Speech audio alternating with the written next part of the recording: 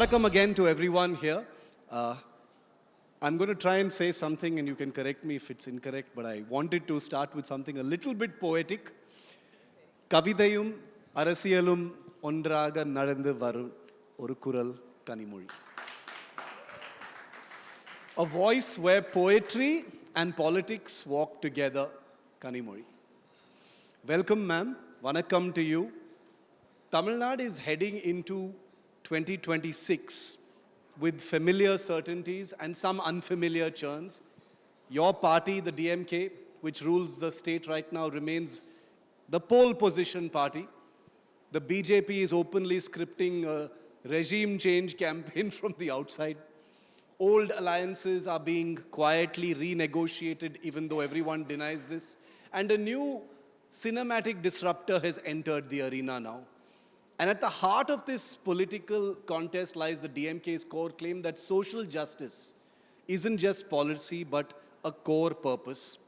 And this election is going to be a big test of some of these things that I've just mentioned. Let's dive straight into the election, the big fight that is coming up in a few weeks from now.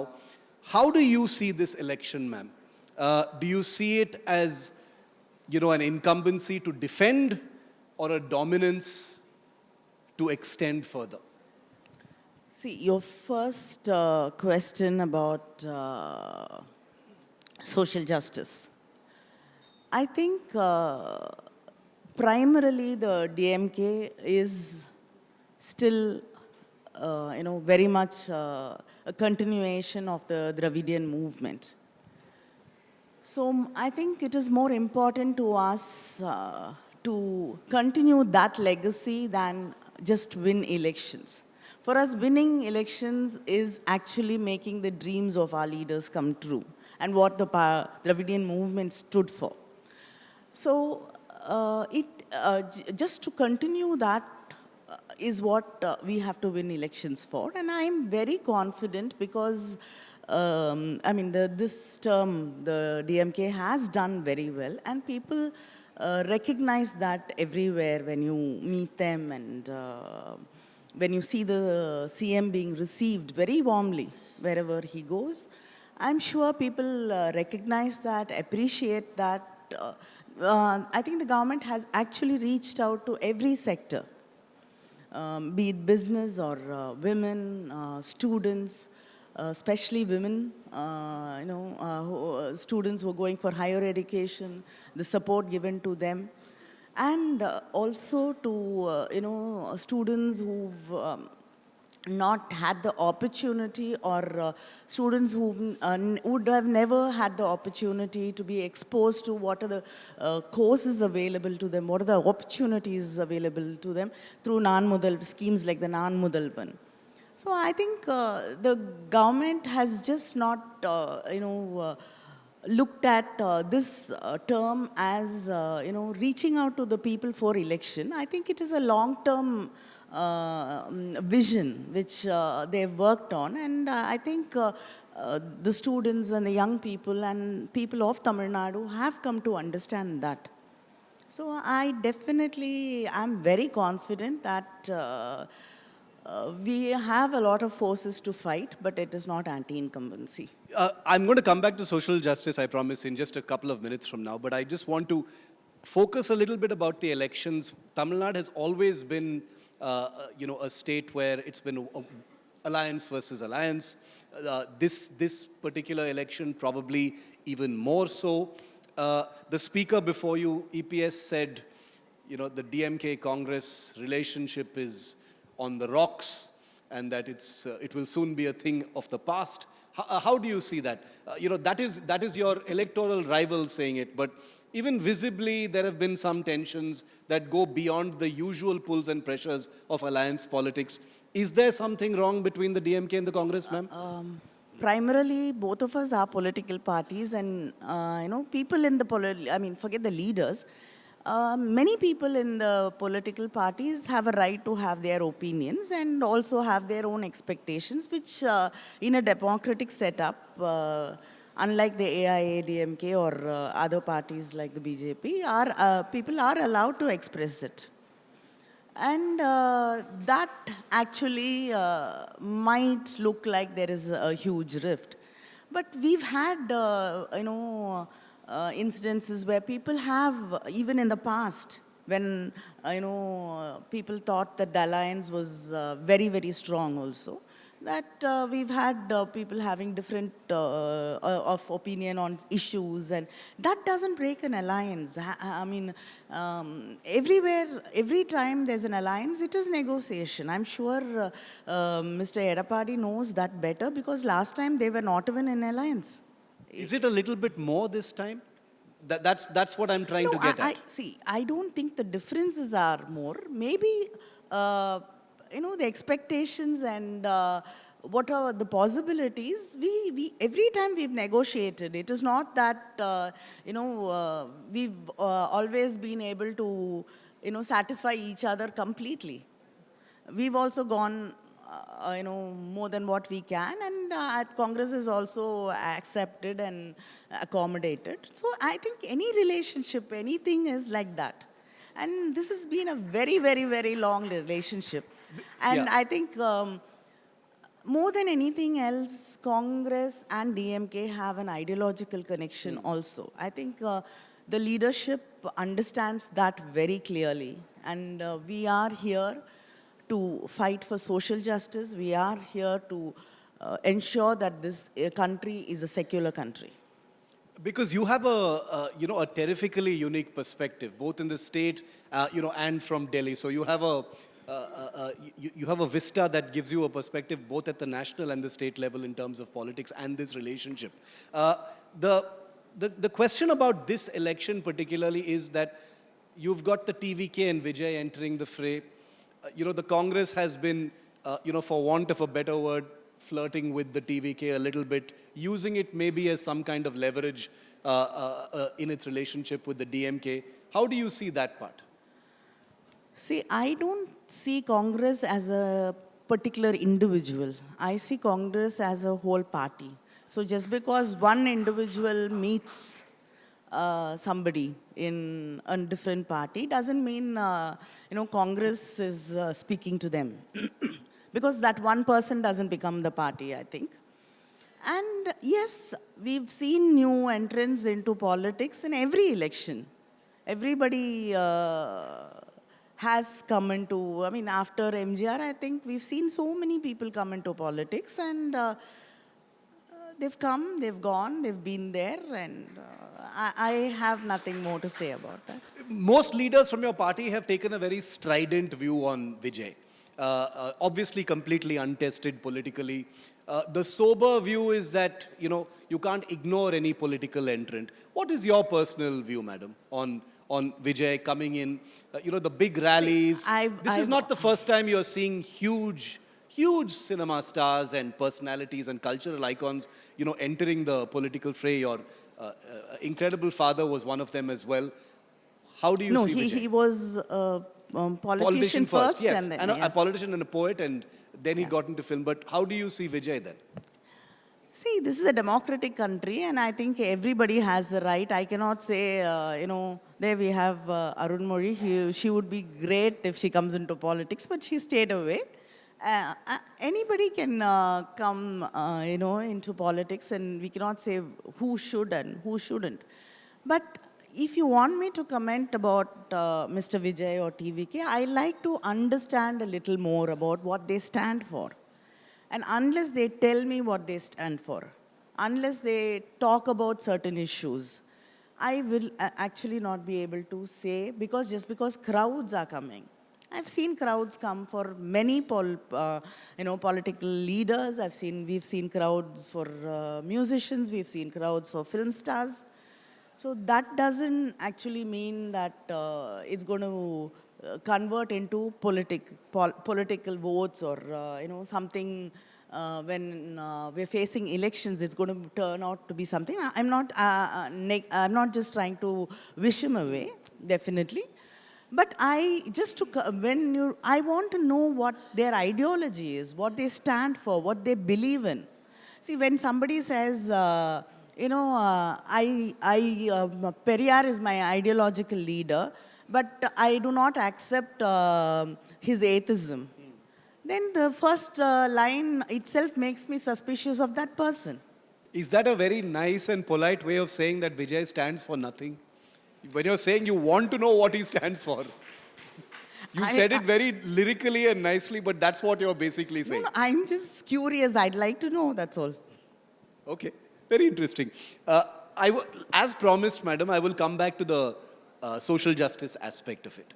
The Congress says, there is no such thing as the Dravidian model. The Dravidian model is basically social justice and benefits and welfare and things like that. Now we're talking about the Dravidian model 2.0. Tell us a little bit about that, because that seems to be the big calling card going into this election in the absence of any overarching issue in this election. First of all, do you agree with that there is no overarching issue in this election? See, the overarching issue in this election, again, is that we have to protect the diversity of this country. We have to protect the secular nature of this country. And the social justice which has been achieved has to be continued.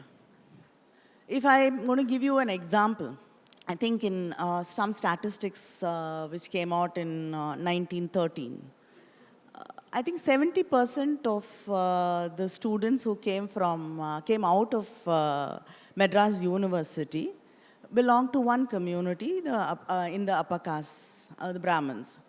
And the rest, 30% only went to Christians, the backward class Hindus, the Muslims, and Europeans, and everybody else shared the rest of it. When you talk about the Munsif courts, out of 128, I think 93 of them were Brahmins. And only the rest of the space was occupied by, everybody else. But today there are statistics in the paper which says in Tamil Nadu, in the district courts, we've achieved 97%, 97.65%. The judges are from OBC, SC, ST communities. I think this is what the Dravidian movement has achieved. So you cannot say it has done nothing. This is what we wanted to achieve, and Tamil Nadu is the first state, I proudly say that, which was inclusive when it came to transgenders. We were the states which recognized them. They couldn't get a ration card. They couldn't get a passport before that. They couldn't get into colleges. Tamil Nadu was the first state. So Dravidian politics is always about inclusiveness. And we're against I think the greatest feminist I've come across in my life is Periyar. He said, there's nothing in this world and nothing should stop you.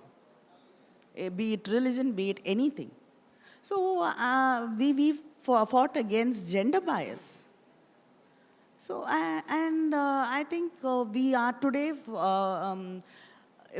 in the organized labor, 42% of the workforce is women in Tamil Nadu.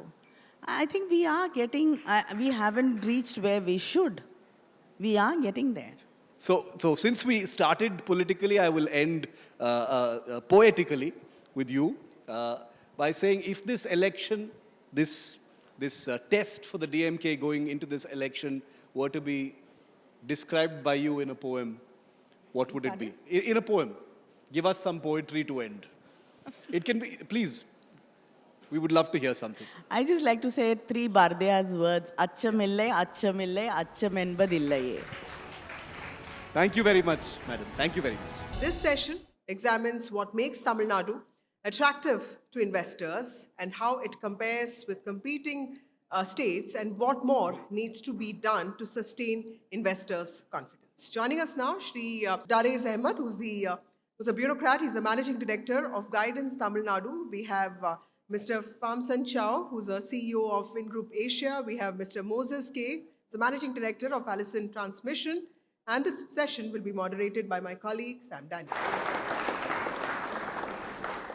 Ladies and gentlemen, I really look forward to this session because At one level, the Tamil Nadu government has set a vision to turn Tamil Nadu into a $1 trillion economy by 2030.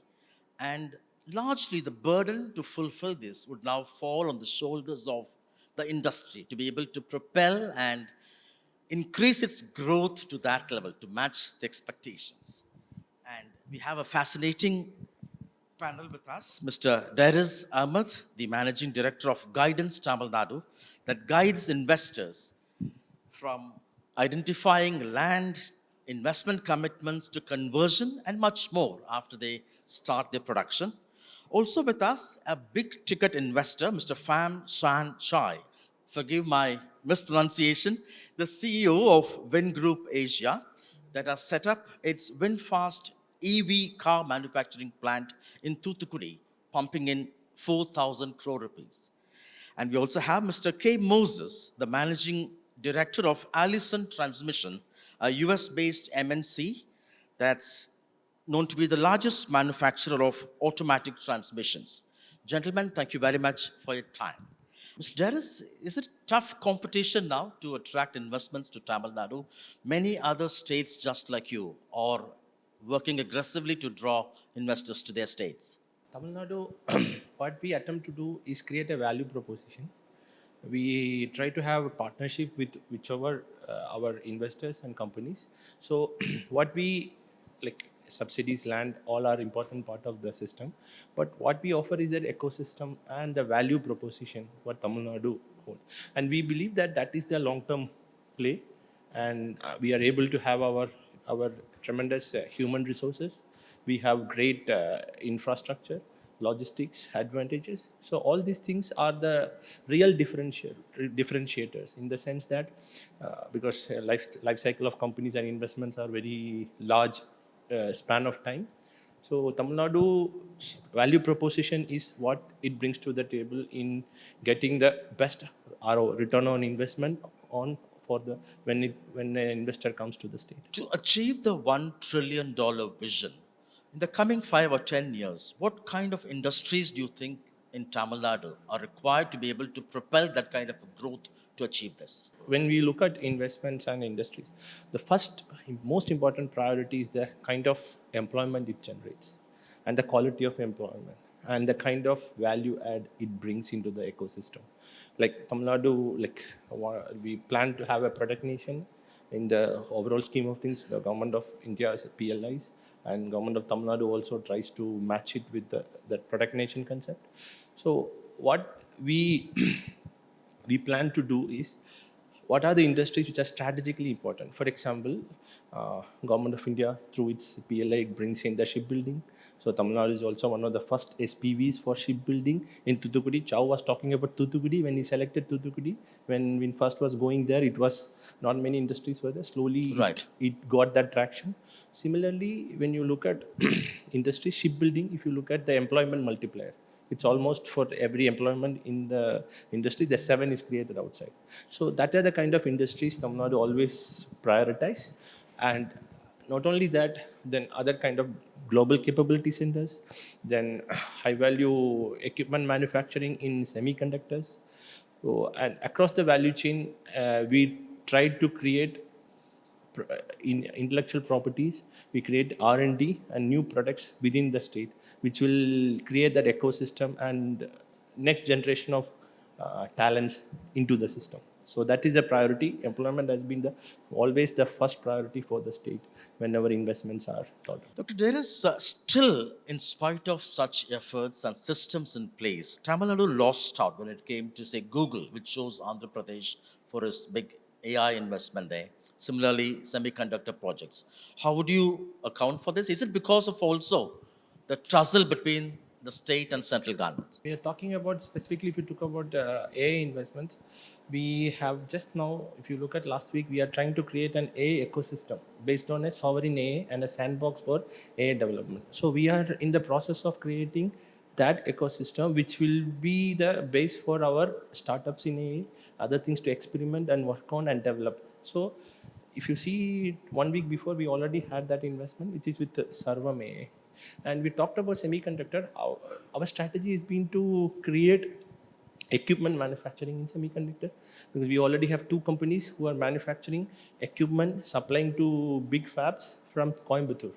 So and we are developing equipment manufacturing parks in Coimbatore to achieve the develop 2047 vision, vision, and for the 1 trillion economy. We have so much work to do, and there is a lot of companies which can come in, and I feel that our Tamil Nadu's value proposition is always producing that better return on investment to the company, and how do we offer that and you make this process smoother and simpler and have a partnership like what Alison was saying through the life cycle of the company, whole through the life cycle. And Does politics impact such projects coming in or going away? like in the point is that like the kind of companies and the inquiries and there's a lot of the whole universe, we have the whole world companies here, so I think that there are enough. Very briefly, Doctor, what's being done to provide or create high-paying jobs? Very briefly. Okay. See, one of the most important aspect is to create that knowledge ecosystem. We already had a very strong IT and ITES, and we are the software as services SaaS capital of India. In the sense, we have Zoho, Freshworks, great companies. So, and we have a lot of R&D which is very close to the manufacturing. For example, Renault has a big R&D facility here. So Mahindra has a big R&D facility. So a lot of design and other things happen in Chennai. And if you look at Hitachi, if you look at Caterpillar, so we have a very strong manufacturing ecosystem. Almost 33% of our manufacturing contributes to the GDP. So having a strong R&D and ecosystem along with the manufacturing is very critical for the life cycle, how fast we are able to develop new products. So this is creating new products, creating IPs. For example, one R&D facility, for example, Mahindra produces more than almost 1,900 IP, intellectual property, every year. So that is a kind of IP registrations happening in the kind. So, and we have the one of the state with the highest number of intellectual patents in India.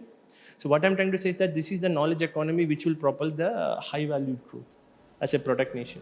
So this is what we are concentrating on. Thank you so much, gentlemen, for your time.